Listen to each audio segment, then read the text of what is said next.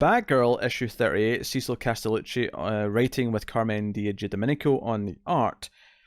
So, we were quite into the last issue of this. I think this issue is not quite as tight as the last one. It's a little bit more uh Sprawling with the narration boxes. yeah. It also just jumps around the plot a little bit more. Whereas last issue it was like too clear, an A plot and a B plot, and they're moving in a nice order. It felt really tight in a structural level. Yeah, and there was a bit with the Oracle stuff that actually confused me, where I thought they were implying one thing, and then like 2 pages later, I was like, nope, that doesn't seem to line up. Yeah, because it's sort of jumping between things.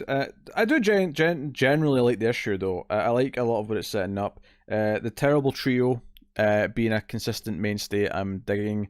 Yeah. Them thinking they can trick this Oracle and like sell her for scrap and like sell the parts, only to find out that she's like really smart and will not be deceived. Yeah, and then Lex called them unimportant. He was like, he hasn't heard our greatest hits: the Society heist, the Club Kid fiasco, and the Bitcoin betas. Yeah, Bitcoin baiters was particularly amusing to me. Yeah, And obviously we suspect that Babs might have created this is like the AI she created to sort of like do some of the Oracle work that when she gave it up kind of thing. Um, yeah. Well, that's what I had assumed, and then they start talking about the ancient Greek oracle, like and I was like, are they implying that this has been around, and that there was actually this was I think that actually that I oracle? think that's just better by them speculating, and it's almost just for the joke of like the shark being that smart. Is that Yeah, it probably is, but it threw me. I was like, wait, is that what they're implying? And then it definitely doesn't feel like it anywhere else. yeah? So Batgirl got her outfit destroyed in the fight with Killer Moth, which she feels very embarrassed about. She goes home. She ends up like fashioning a new suit that's kind of a Frankenstein creation of like all of She her just suits. stitched all these bits together. Like you Um, got the cat, like a black cowl, and like some bits of purple on there. And Yeah, it looks like the Burnside jacket, but spray painted grey. But then there's like one knee pad, and it's a whole thing. And I suspect this will probably be a temporary suit. I imagine she'll get like a proper new suit. yeah, Um, I like it in concept of, hey, I've just got to make one work. I don't have a yeah, spare. yeah. And Bard, there's an interesting part here actually where Bard gets really cute because Babs is like struggling at work. She's meant to write this speech for Alejo about tech, and she's like, "Oh God, she doesn't even know how to talk about tech. It's going to be really difficult." She's really tired and in pain. And Bard like notices bruises on her, and he gets very concerned. And he doesn't make a big deal of it, but I think it's really interesting to address the idea that she walks into like a public place after being beat up in a fight with a supervillain, and it looks like she's been beat up, and someone's like showing concern about it. Like, hey, do Yeah, you want to talk about this? You've got bruises all over your face.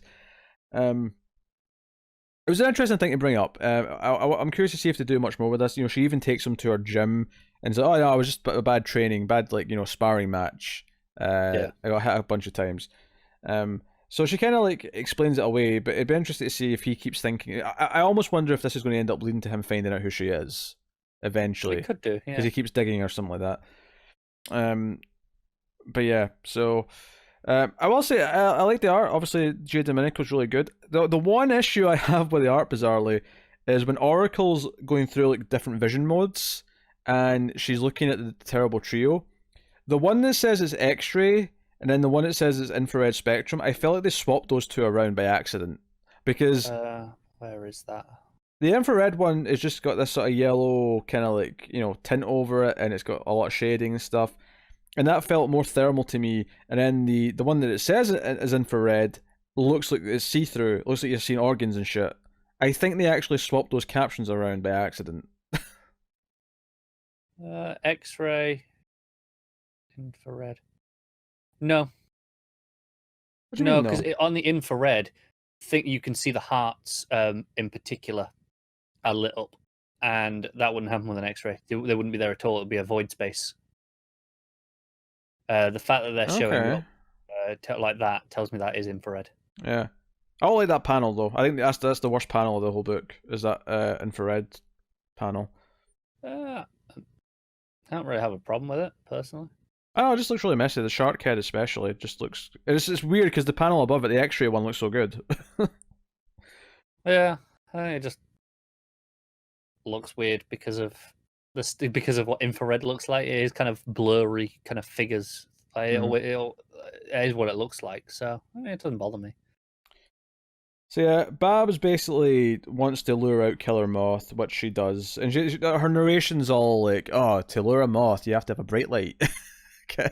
It's essentially our whole shtick. Yeah, pretty much. And the Terrible Trio take this Oracle machine, this robot, to this dealer. They know Ada. Ada, yeah. And she's like, "Oh, I'm going to, open you up and get a a bit of an insight of what's under the hood." And Oracle's like, "Oh, you're going to betray me. I don't trust you," and just kills her really brutally. And then the Terrible Trio go from. There's a great line where it's like, "Huh, intel gathered, human body breaks at 35% strength." But this is the point where the Terrible Trio go from pretending to be working for her to probably working for her and genuinely out of fear.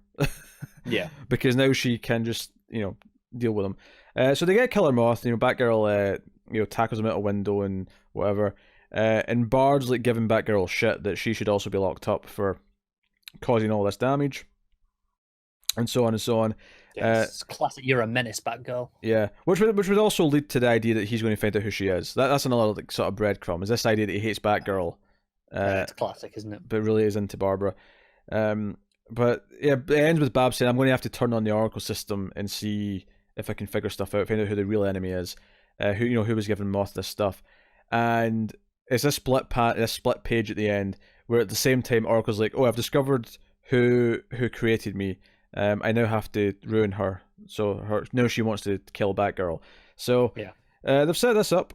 Yeah, well, I'll see how the Oracle stuff goes. It's because what I like about it is the trio. The trio is what's making it fun for me. Is that in that plot? Yeah, I agree with that.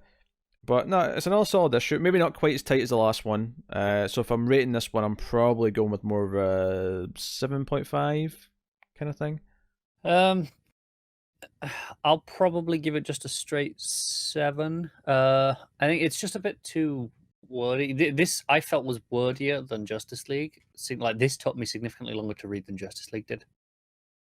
No, it didn't for me, but I mean, there's like if you look at that page of where they go to the gym, for example, there's so much narration and dialogue and everything, and that's fairly consistent throughout the book, just constantly. It's rare that there's pages of just action, and that's a shame with Giandomenico being so damn good. Yeah, well, I mean, I don't hate it. Obviously, it's still pretty good, but just a little disappointing after the last issue.